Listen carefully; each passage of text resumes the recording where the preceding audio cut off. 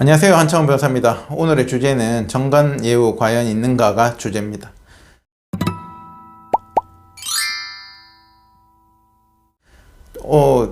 조금 민감할 수 있는 사안이고, 근데 이제 제가 이런 주제는 사실은 별로 안 하고 싶었는데, 말씀드리는 이유는 뭐냐면은, 실제로 이렇게 소장이나 이런 걸 받고, 상대방 변호사를 찾아봤더니, 정관 변호사다 해가지고, 그거를 정말로 대수롭지 않게 생각하시는 분들도 꽤 많고, 또 반면에 그런 거를 엄청나게, 정관에 오고 있다는데, 나도 정관 변호사를 선임해야 되나, 이렇게 고민하시는 분들도 많으시더라고요. 그래서, 제가 결론적으로 있다 없다 이렇게 답변 드리는 것보다는 실제로 제가 10년차 변호사인데 10년 동안 제가 법정을 다니면서 변호사 생활을 하면서 겪은 몇 가지 사례를 말씀드리고 판단은 각자가 하시는 게 맞지 않을까 싶습니다. 첫 번째는 제가 이혼 소송은 이미지 싸움이다 그 영상편에서 제가 성공 사례를 하나 말씀드렸던 것이 있어요. 저희가 위자료 3천 청구했는데 저희가 원고였고 전액 인정됐고요. 재산 분할로 4억 정도를 청구했는데 3억 초반 해가지고 3억 2천 정도가 인정돼 가지고 이것도 굉장히 잘 나왔고, 과거 양육비도 3,500만 원인가 인정돼 가지고 제가 그 영상에서 이 성공 사례가 아주 대승을 이뤘고, 이게 저희가 그냥 일반적으로 승리를 할 것을 상대방 변호사가 그 자녀 보험금 변론에 있어서 굉장히 좀 이미지 싸움을 못했고, 거기서 이제 저희가 이미지 공격을 잘해서 이미지 싸움에서 저희가 많이 이겼기 때문에 판사님이 거의 위자료 3천만 원을 전액 인정해 줄 만한 사건도 아니었는데 꽉꽉 채워서 재산분할 부분을 고려해 주신다고 이 자녀 보험금 1억 5천만 원을 거의 전액을 저희 쪽으로 주기 위해서 꽉꽉 채워서 완전히 대승을 이뤘다는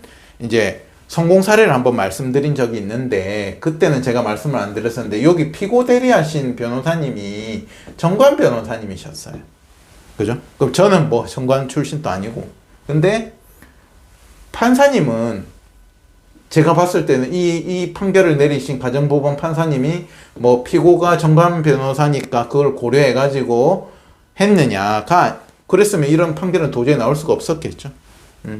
그래서 저도 사실 원고 대리하면서 상대방 변호사님이 정관 변호사다 아니다를 크게 신경도 안 썼고, 사실은 판사님도 신경도 안 쓰신 것 같고, 결론적으로는 저희 정관이 아닌 저희 쪽 원고 쪽에서 완전히 대승을 이뤄서 좋게 끝난 사례다.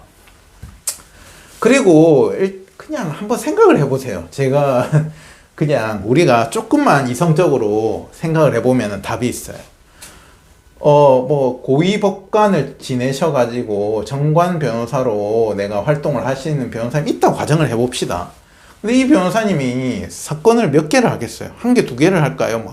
수천 개를 하실 거 아니에요? 수백 개, 수천 개를 하실 텐데, 그러면 이 수백 개, 수천 개 사건을 전부 법원에서 이 정관 변호사님을 정관 예우를 해줘가지고 다 승소를 해주고 다 유리하게 판결을 내려준다면, 우리 법원이 정말 있을 필요가 있을까요? 저는 그런 생각이 들거든요.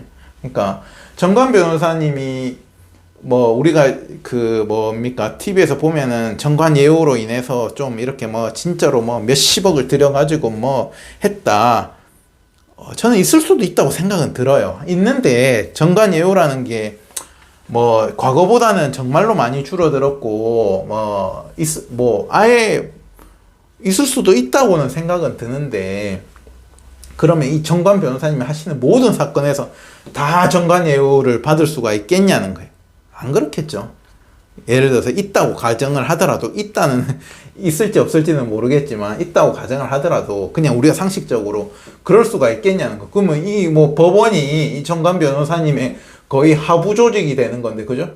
시키면 시킨 대로 해 하고 하부 조직이 되는 건데, 법원이 현직 판사님이 과거 판사님한테 이렇게 하부 조직이 돼서 불법적으로 그런 일이 있을 수 있겠는가? 저는 상식적으로만 한 번만 생각을 해봐도 그렇지는 않을 것 같다.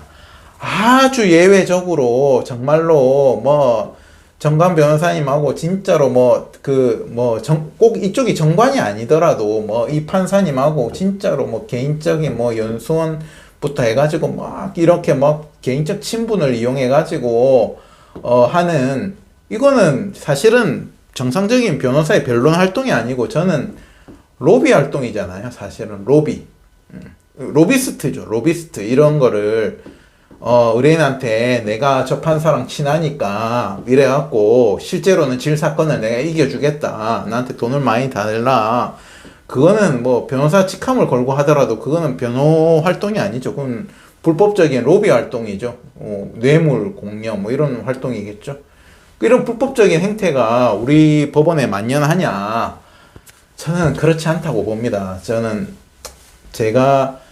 정관 출신도 아니고 실제로 뭐 제가 뭐 없다고 한다고 뭐 없고 있다고 한다고 있는 건 당연히 아니겠지만 그냥 제가 그래도 법률가로서 저는 뭐 아무것도 없기 때문에 결국에는 법과 논리로서만 싸워왔는데, 그러면 뭐 저는 계속 뭐 그런 뭐 뒷배가 있는 사람들만 실적이 있어야 되는데, 저는 뭐 뒷배가 크게 없어도 뭐 실적이 나름 좋은 변호사로 해왔다고 생각을 하거든요. 그 이유는 공정성에서 있겠죠. 공정성에서 있고, 실제로 판사님들의 심리를 잘 읽어서 오히려 법과 논리에 따라서 잘 맞춰 싸우는 게 더 중요한 거지.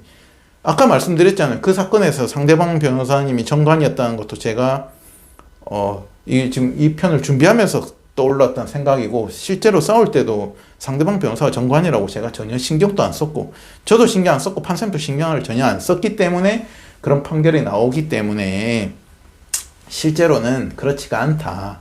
물론 정관 변호사 출신, 저는 이것도 나뉜다고 생각을 해요. 뭐 저도 잘 모르지만 정관 변호사님들도 정관이라고 해서 내가 쉽게 말해서 영향력을 미쳐서 이렇게 저렇게 해줄 테니 돈을 많이 내놔라, 약간 로비스트 같은 역할을 하시는 분이 또 계실 거고, 정관 출신이더라도 뭐 그런 게 아니고 그냥 내가 판사 검사 출신이니까 내가 실력이 좋다, 내 실력으로 승부를 본다, 이런 변호사님들이 훨씬 더 많지 않을까, 저는 그렇게 생각을 하거든요. 그래서 그렇다. 그리고 실제로 정관 변호사 사무실에서 이렇게 막 로비의 활동 뭐 이렇게 약간 우리가 판사한테 뭐 이렇게 저렇게 해가지고 잘 한다고 하더라도 그 말을 과연 믿을 수가 있을까, 그런 생각도 잘 해보셔야 돼요. 아까 제가 드린 예시처럼.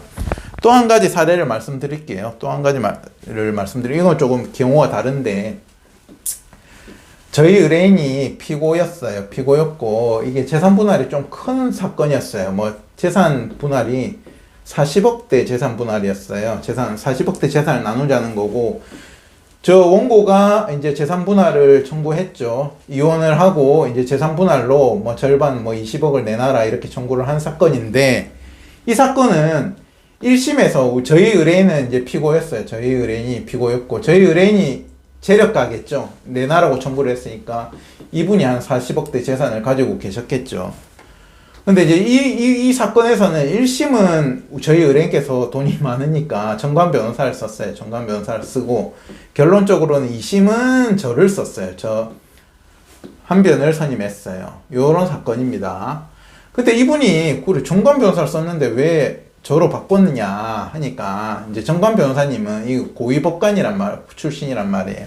그러니까 이름은 걸어주되 일을 직접은 안 하세요. 잘 안 하시기 때문에 결국에는 그 밑에 있는 변호사들이 이렇게 일을 보는데, 계속 이 사건이 굉장히 복잡한 사건이었거든요. 40억대 재산 분할 사건이고 형성 경위가 너무 복잡해서 굉장히 다툼 여지가 컸는데, 담당 변호사가 1심을 한 1년 조금 넘게 플러스 알파로 진행을 했는데, 담당 변호사가 한 3번에서 한 4번 바뀌었대요. 그러니까 가뜩이나 사실관계가 복잡한 사건인데, 이 의뢰인 입장에서는 계속 담당하는 변호사가 바뀌니까 또 물어봤던 거 또 물어보고 뭐 엄청 사실관계가 복잡한데 그게 제대로 정리가 되는지도 잘 모르겠고 해놓으니까, 여기서 약간 업무 처리에서 조금 불만을 가지셨어요. 그리고 정관 사무실이니까 막 우리가 저기 뭐 법원에 영향을 미쳐서 뭐 엄청나게 결과를 좋게 해주겠다고 했는데 1심 결과는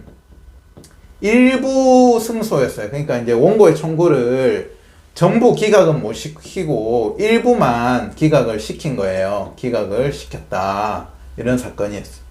그래서 이제 이분은 사실관계도 이게 너무 복잡하고 1심 판단 결과에서도 조금 너무 핵심적인 부분에서 많이 불만족스러우셨고, 그러다가 이제 저를 소개받아가지고 이 변호사가 정말로 사건을 좀 집요하게 본다라는 소개를 받아가지고 저한테 오셨어요.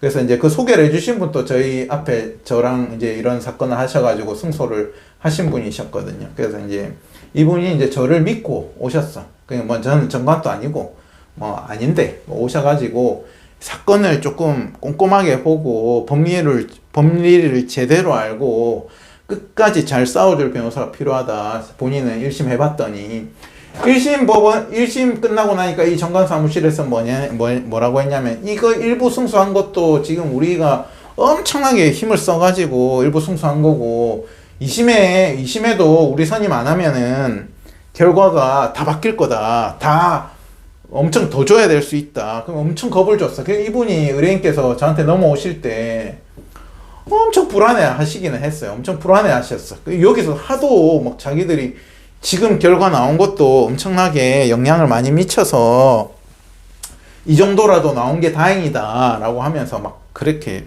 이제 사건을 받으려고 그렇게 했고, 제가 이 사건을 이제 1심 판결문하고 봤을 때는 제가 봤을 때는 전부 이 20억 40억 재산 중에 20억을 상대방이 청구했는데 제가 봤을 때는 전부 기각을 시킬 수가 있겠다. 20억 청구를 전부 다 기각시킬 만한 사안이다. 고 보였어요. 그랬고, 근데 뭐 1심에서 정관 변호사가 실제로 영향을 미쳤는지 안 미쳤는지는 제가 평가할 바는 아닌데, 뭐 만약에 영향을 미쳤으면은 전부 기각이 나왔으면은 뭐 알겠어요. 뭐 이게 결과적으로 잘해서 그랬는지, 정관에 영향을 미쳐서 그랬는지 뭐 그랬을 수는 있겠죠. 근데 일부 패소하고 왔잖아요. 우리 의뢰인 입장에서는. 그래서 제가 봤을 때는 뭐 그게 영향이 미쳤겠냐, 미쳤으면 전부 다 기각해주지 안 그렇냐 하니까 우리 의뢰인께서도 나도 그래 생각하고 2심에서는 이렇게 말고 이렇게 기대하지 말고 이런 거에 내가 기대 안 하고 정말 사건을 꼼꼼하고 제대로 변론을 원한다라고 해서 그렇게 받았어요. 그 2심 결과는 어떻게 나왔냐? 전부 각하를 시켰어요. 상대방 청구를 다 각하시켰어요. 20억을 전에 방어를 했다 이 말입니다. 그죠? 이 2심도 제가 한 1년 넘게 했던 것 같아요. 정말로 길게 했거든요.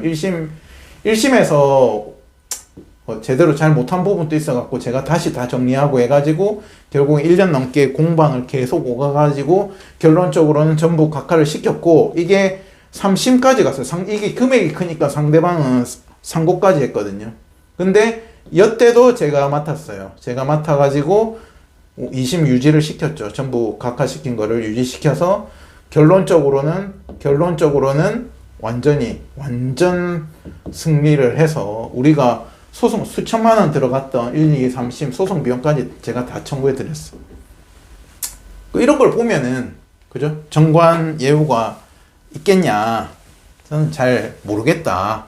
있을 수도 있겠지만, 그건 뭐 진짜로 판사님도 조금 그렇고, 뭐 실제로 뭐 그래갖고 있을 수도 있겠지만, 제가 봤을 때는 그걸 기대하고 하기는 조금 힘들지 않을까 저는 생각이 들어요. 왜냐면 제가 만약에 그런 일을 당했어요. 그래서 나도 불안한 심리가 생기고 나 어떤 큰 소송을 걸렸다.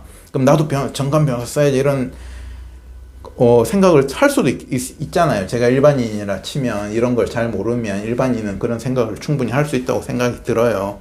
그랬을 때 정관 변호사가 내가 영향을 미쳐줄게 이렇게 하는 말을 저는 못 믿을 것 같거든요. 그 대가는 엄청나게 지불을 하면서 그럴 수가 있을까. 실제로 뭐 엄청 제가 정관 변호사라면 엄청 큰 사건 있잖아요. 막 완전 뭐 수십억, 수백억대 사건에서는 모르겠어.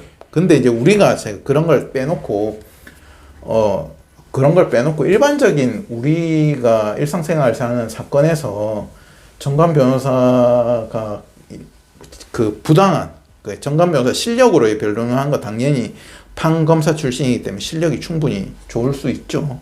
그걸 떠나서 부당한 영향력을 미쳐서 하는 것이 있을까 하는 생각이 들고, 의외로 법원은 공정합니다. 제가 10년 동안 그냥 일반인들은 그거에 대한 불안감이 있지만은 우리가 뉴스에 나오거나 이런 것들은 극히 일부예요. 극히 일부고, 일반적으로 소송할 때는 저는 판사 한 명이 막 사건을 수십 개 수백 개를 해야 되는데 뭐 누구는 정관 변호사 붙었으니까 뭐 내가 이렇게 해줘야지 잘해줘야지 이런 것까지 신경 쓰면서 할까 싶거든요, 제 생각은. 그래서 하고, 저는 뭐 어쨌든 10년 하면서는 공정하다 생각을 합니다.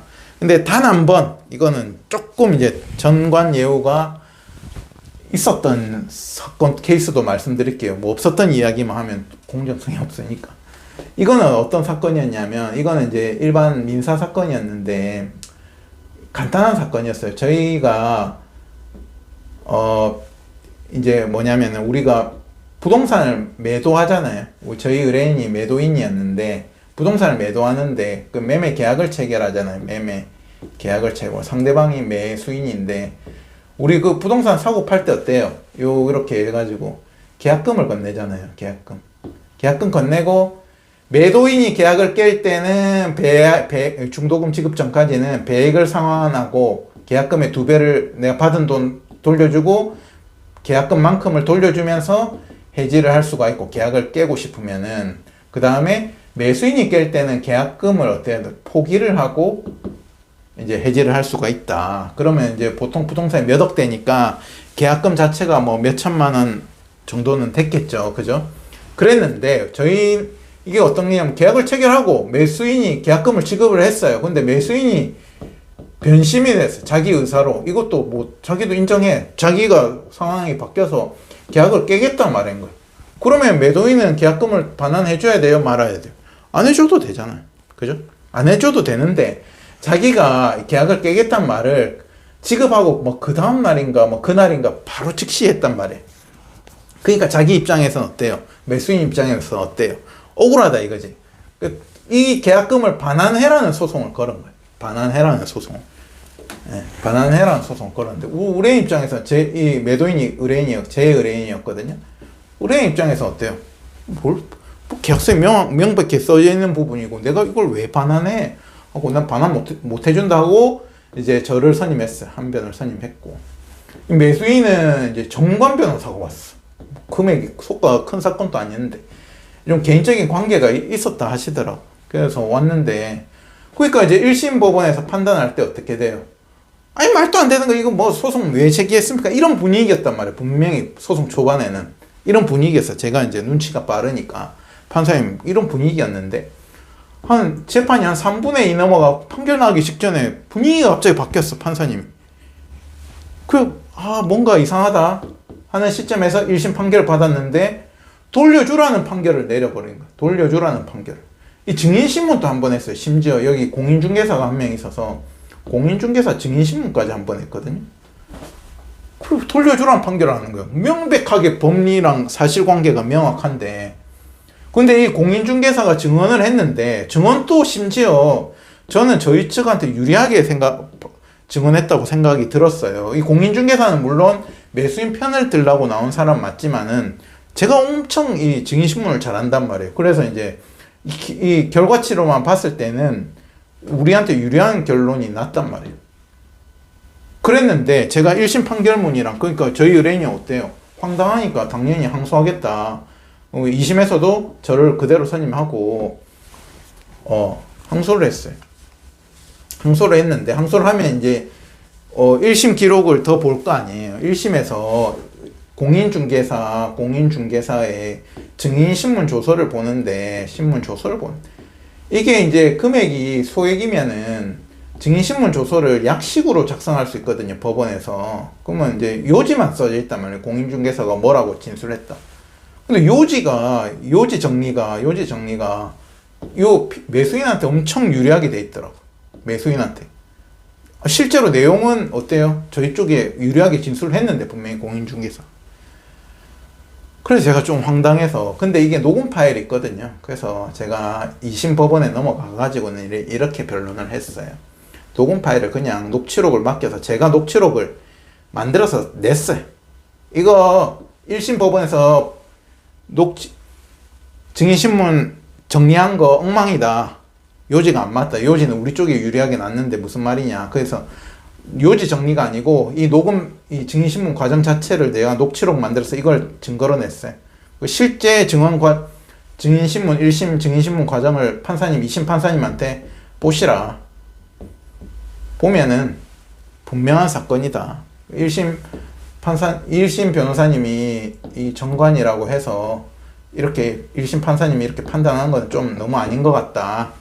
그 다음에 이제 제가 뭐 2심 판사님한테 뭐 정관이라서 아닌 것 같다 이렇게 말씀 못 드리죠. 다만 제가 그 이야기를 했어요. 우리 의뢰인이 계약서에 명백히 있는데 내가 어떻게 이게 질 수가 있냐 라고 나한테 물어보는데, 판사님, 내가 2심 판사님입니다. 내가 좀 부끄럽다. 내가 이 판결을 의뢰인한테 설명하기도 부끄럽고 이 복잡하지도 않고 이 간명한 사건에서 부끄럽습니다. 그러면서 이 증인신문 우리가 비용 들여갖고 녹취록 만들었으니까 이거 읽어보세요. 이렇게 했어. 그러면 2심 판사님이 어떻게 했어요? 원심 판결 파기. 다시 우리 피고겠죠. 원고 청구 정부 기각. 저희가 승소하는 걸로 해서 2심 판단하고 끝난 사건. 그래서 일부 뭐 예외적으로 이렇게 정관이 영향을 미쳐가지고 저는 이게 이거는 제 심정적으로는 정관에 영향을 미쳤다고 하는 겁니다. 근데 뭐 객관적으로 뭐 그렇게는 아니지만 어쨌든 영향을 미치더라도 그게 갈 수가 없다. 이 판사님한테도 1심 판사님, 2심 판사님, 우리가 1심, 2심, 3심이 있잖아요. 그러려고 3심 제도가 있잖아요. 정관예우를 써갖고 1심에서 정말로 이상한 판결을 받아냈다고 치자고요. 이렇게 치더라도 그게 2심, 3심 유지가 될 수 있을까요? 제가 2심 판사님한테도 그랬어요. 뭐 판결 이상하게 하시면은 뭐 그렇게 대놓고 표현하는 건 아닙니다. 그 서면에서 살짝 우리는 내가 의뢰인한테 부끄러워서 내가 대법원까지 상고까지 내 해줄 거다. 네, 그랬거든. 근데 2심 판사님이 그냥 그래 다 1심 판결 파기해버리고 그냥 다 바꿔줬어요. 해서 제가 10년 동안 변론 활동을 하면서 정말로 많은 사건을 하면서 정관예우에 내가 당했다. 꼭 말한 게 단 한 건 있어요. 그게 지금 방금 말씀드린 그 계약금 민사 사건 1심 사건 이 답니다. 없어요. 해서 너무 이런 것들을 정관예우라는 거는 우리가 지금 올림픽을 하지만 사실은 뭐 도핑하고 비슷한 거라고 저는 생각해요. 예우라는 것은 부당한 영향을 미쳐서 예우를 한다. 근데 우리는 플레이어잖아. 플레이어.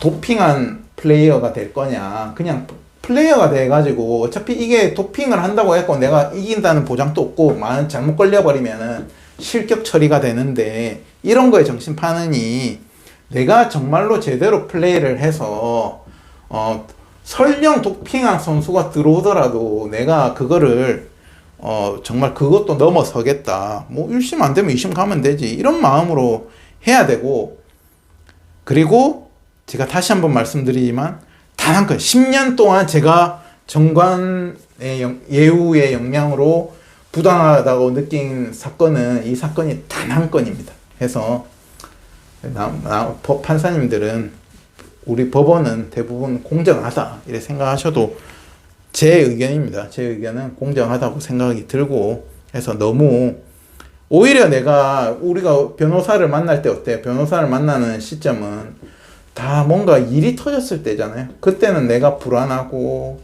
스트레스 받고 이러면은 이런 마음을 저는 이용한다고 생각이 들거든요. 뭐 정관예우가 있네 없네 그게 있을지 없을지 뭐 있으면은 정말 좋을 수도 있지만 그게 있을지 없을지 내가 비싼 돈 준다고 해갖고 그게 뭐 무조건 있다는 보장도 없는 거고 안 그렇겠어요?